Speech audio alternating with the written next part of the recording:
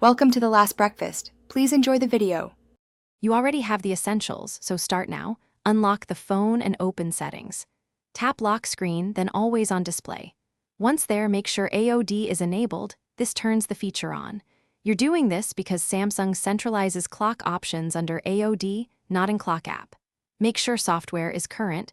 Outdated firmware hides some clock styles. If AOD is disabled by a power mode, temporarily switch to a standard power profile so you can access all options. Now pick the clock. Tap clock style and browse available faces. You can choose analog, digital, or richer designs that include date and media info. Once you pick one, adjust color and font to keep contrast readable in low light. If you want notifications on AOD, enable the notifications toggle. Otherwise, keep it minimal for battery savings. Once done, tap Apply to set it. If you have Edge panels or third-party themes installed, make sure they don't override your selection. Finish by choosing the AOD schedule, set always on or limited hours to save battery. Once done, verify the clock displays correctly on the lock screen. If the new clock doesn't appear, restart the phone and reopen AOD settings. Sometimes system UI needs a refresh.